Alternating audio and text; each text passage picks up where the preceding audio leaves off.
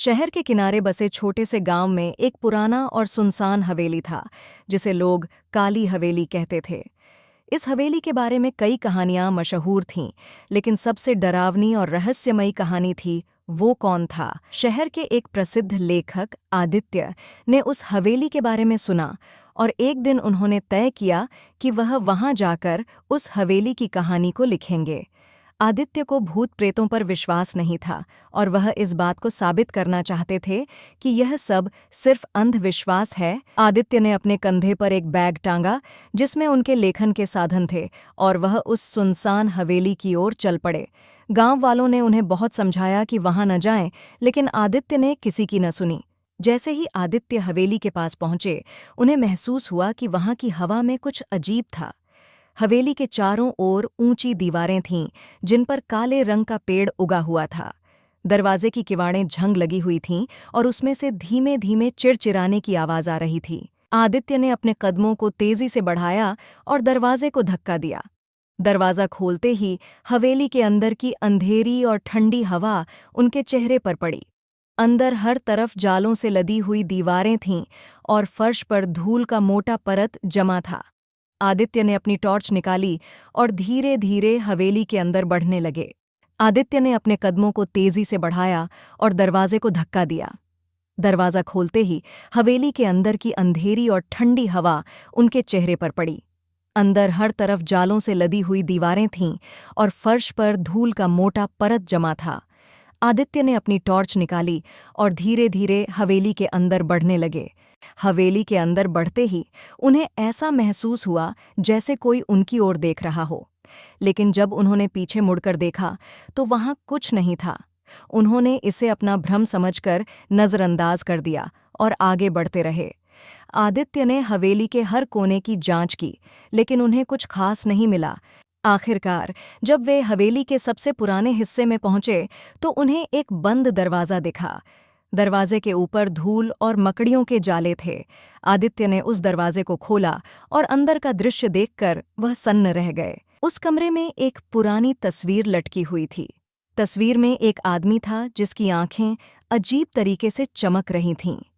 आदित्य को ऐसा महसूस हुआ जैसे वह तस्वीर उन्हें घूर रही हो। अचानक कमरे की दीवारों से अजीब सी आवाजें आने लगीं, जैसे कोई धीरे। आदित्य ने कमरे की ओर और ध्यान से देखा। तस्वीर के नीचे एक पुरानी लकड़ी की मेज थी, जिसके ऊपर एक चाबी पड़ी थी। आदित्य ने बिना सोचे समझे उस चाबी को उठाया और कमरे के दूसरे दरवाजे की ओर बढ़े। जैसे ही आदित्य ने चाबी दरवाजे में डाली, दरवाज़ा खुद ब खुद खुल गया। अंदर का दृश्य उन्हें स्तब्ध कर गया। वहां एक पुराना, धूल से ढका हुआ डायरी पड़ी थी। आदित्य ने डायरी उठाई और उसे पढ़ना शुरू किया। डायरी में उस आदमी की कहानी लिखी थी जिसकी तस्वीर आदित्य ने देखी थी। वह आदमी भी एक लेखक था जो सालों पहले इस हवेली में आया था। उसने भी इस हवेली के रहस्यों को जानने की कोशिश की थी, लेकिन वह कभी वापस नहीं जा सका। डायरी के अंत में लिखा था, जो भी इस डायरी को पढ़ेगा वह इस हवेली का हिस्सा बन जाएगा। आदित्य ने जैसे ही यह लाइन पढ़ी, उन्हें ऐसा लगा जैसे कोई उनके पीछे खड़ा हो। उन्होंने घबराते हुए पीछे मुड़कर देखा, लेकिन वहां कोई नहीं था। उनकी सांसें तेज हो गईं और वह तुरंत हवेली से बाहर निकलने के लिए दौड़े। जैसे ही आदित्य बाहर जाने वाले दरवाजे के पास पहुंचे, दरवाज़ा अपने आप बंद हो गया। उन्होंने उसे खोलने की कोशिश की, लेकिन दरवाज़ा नहीं खुला। अचानक हवेली की दीवारें हिलने लगीं और दीवारों से अजीब सी परछाइयां निकलने लगीं। आदित्य को अब समझ आ गया था कि वह किसी बड़ी मुसीबत में फंस गए हैं। उन्होंने चिल्लाना शुरू किया, लेकिन उनकी आवाज़ हवेली के गहरे अंधकार में गुम हो गई। तभी वह तस्वीर जिसमें आदमी था, दीवार से निकलकर आदित्य के सामने आ गई। उस आदमी की आंखें चमकने लगीं और उसने आदित्य से कहा, अब तुम इस हवेली के अगले लेखक हो। आदित्य को समझ नहीं आया कि वह क्या करे। अचानक उनकी आंखों के सामने सब कुछ अंधेरा हो गया। कुछ घंटों बाद गांव वालों को आदित्य की चीखें सुनाई दीं। उन्होंने साहस जुटाकर हवेली में प्रवेश किया, लेकिन वहां उन्हें आदित्य कहीं नहीं मिले। उनकी जगह पर उसी कमरे में आदित्य की एक नई तस्वीर लटकी हुई थी, जिस पर वही अजीब चमकदार आंखें थीं। गांव वालों ने उस तस्वीर को देखकर समझ लिया कि अब इस हवेली की कहानी में एक और लेखक शामिल हो गया है।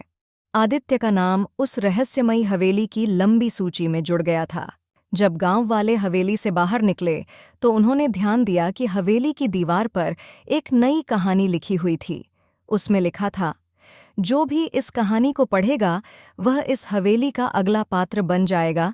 गांव वाले डर गए और उन्होंने उस जगह को हमेशा के लिए छोड़ दिया। लेकिन सवाल यही बना रहा, आखिर वो कौन था